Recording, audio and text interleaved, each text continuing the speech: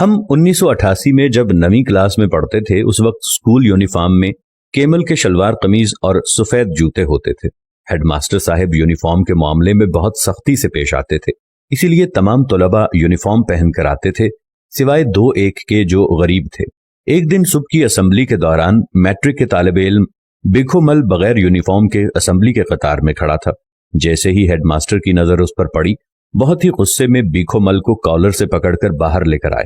Head master کا غصہ دیکھتے ہوئے بھیکھو مل زور زور سے کہنے لگا، سائیں میری بات سنیں، میرا باپ باسو مل غریب آدمی ہے، وہ مجھے کہاں سے یونیفارم اور جوتے لے کر دے سکتا ہے؟ مجھے آپ مارے نہیں، میں کل سے اسکول نہیں آؤں گا۔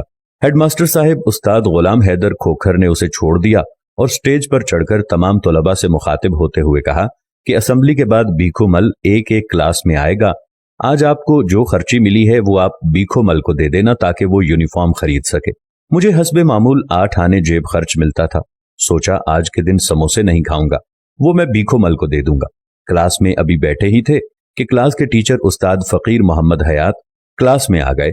تھوڑی دیر بعد بھیکھو مل بھی استاد سے اجازت لے کر ہماری کلاس میں داخل ہوا۔ اس کے ہاتھ میں 1 روپے کے چند نوٹ اور کچھ سکے تھے جو شاید اس نے اپنی کلاس سے جمع کیے تھے۔ استاد فقیر محمد حیات حسبانی نے بہت غصے سے ہم سب کو منع کیا کہ کوئی بھی اس کو پیسے نہیں دے گا، اور بھیکھو مل کی جانب دیکھتے ہوئے غصے میں کہا کہ ڈوب نہیں مرتے جو بھیک مانگتے پھرتے ہو، کیا آگے بھی غربت کی آڑ میں ساری زندگی بھیک مانگتے پھرو گے؟ واپس اپنی کلاس میں جاؤ اور جن جن سے پیسے لیے ہیں ان کو واپس کر کے آؤ، میں تمہیں یونیفارم لے کر دے دوں گا۔ بھیکھو مل استاد کے کہنے پر واپس اپنی کلاس میں گیا اور سب کو ان کے پیسے واپس کر کے ہماری کلاس میں آ گیا۔ استاد فقیر محمد حیات حسبانی نے پوچھا کہ شام کے وقت کون سا کام کر سکتے ہو؟ بھیکھو مل نے جواب دیا کہ میرا باپ موچی ہے، میں بوٹ پالش کرنا اور جوتوں کی مرمت کا کام کر سکتا ہوں، مگر میرے پاس سامان خریدنے کے لیے پیسے نہیں ہیں، اور نہ ہی میرے باپ کے پاس اتنا سامان ہے کہ وہ اپنے سامان میں سے مجھے کچھ دے سکے۔ استاد نے پوچھا کتنے پیسے لگتے ہیں؟ اس نے سوچتے ہوئے کہا 1 لکڑی کی پیٹی اور چند برش پالش سب ملا کر کوئی 150 روپے میں سب سامان آ جائے گا۔ استاد نے اپنی جیب میں ہاتھ ڈالا اور 150 روپے گن کر دیے اور کہا کہ یہ ادھار ہے، تم مجھے روز کے حساب سے ہر ہفتے 7 روپے واپس کرنا۔ اس کے بعد مجھ سے کاپی مانگی اور اس کے 3 کورے صفحات پھاڑ کر نکال لیے اور ان پر کچھ لکھنے لگے۔ تینوں چٹھیاں بھیکھو مل کو دیتے ہوئے کہا، 1 چٹھی رشید پنجابی کو دینا، وہ تمہیں کپڑا دے گا اور تمہیں 1 روپے روزانہ کے حساب سے اس کا قرض واپس کرنا ہے۔ دوسری چٹھی خالق دینا منگی کو دینا، وہ تجھے بوٹ دے گا، اسے بھی 1 روپیہ روز کے حساب سے قرضہ واپس کرنا ہے۔ یہ تیسری چٹھی یوسف درزی کو دینا، وہ تمہیں یونیفارم سی دے گا، اسے بھی 1 روپیہ روزانہ دینا ہے۔ 4 روپے قرضہ اتارنے کے لیے تمہیں ہر صورت میں اتنا کمانا ہے تاکہ تم قرضہ چکا سکو، اور اس کے بعد تمہیں اپنی محنت کے ذریعے آگے بڑھنا ہے۔ ایک بار بھیک مانگنے کی عادت پڑ گئی تو ساری زندگی بھیک مانگتے ہی گزرے گی۔ بھیکھو مل وعدہ کر کے چلا گیا۔ بعد میں استاد نے ہمیں کہا کہ آپ لوگ اپنے جوتوں کی مرمت اور بوٹ پالش ہمیشہ بھیکھو مل سے کروایا کریں۔ وقت تیزی سے گزرتا گیا، 12 سال پلک جھپکتے گزر گئے۔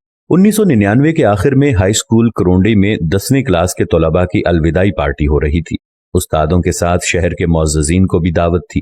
تقریر کرنے کے لیے شہر کی ایک بڑی فلور مل کے معزز جنرل مینیجر بھیکھو مل کو دعوت دی گئی۔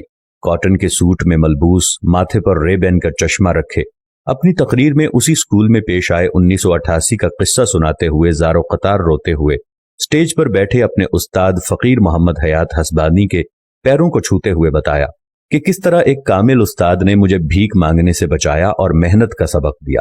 اگر وہ چاہتا مجھے بھیک مانگنے سے کبھی نہ روکتا، لیکن آج میں دربدر سڑکوں پر بھیک مانگ رہا ہوتا۔ اس کی تقریر میں ایک ایسا اثر تھا کہ جیسے ہم ساروں سے سینوں میں اتر رہی ہو کہ بھیک سے کس قدر ضلالت کی اتھا گہرائیوں میں گھستا چلا جاتا ہے، لیکن محنت کر کے کچھ ہی عرصے میں اپنے پاؤں پر کھڑا ہو گیا، اور آج اللہ کے کرم سے میں ایک فلور مل کا مالک ہوں اور میں آپ لوگوں کے آگے تقریر کر رہا ہوں۔ وہ جب اپنے استاد کے قدموں میں گرا تو اللہ کا کرم اور استاد کی محنت کا ساری دنیا کو پتہ چل گیا۔ اللہ سے دعا ہے کہ ہم بھی ہمیشہ محبت کرنے والوں اور محنت کرنے والوں میں شامل ہوں، اور ہمیں بھی ہمیشہ اس طرح محنت کا صلہ ملتا رہے۔ اگر آپ لوگ دعا کرنا چاہتے ہیں کہ آپ کے بچے پڑھ لکھ کر بڑے آدمی بنیں تو ان میں آج محنت کا جذبہ ڈالیے، نہ کہ ماں باپ کے پیسوں پر عیاشی کا جذبہ۔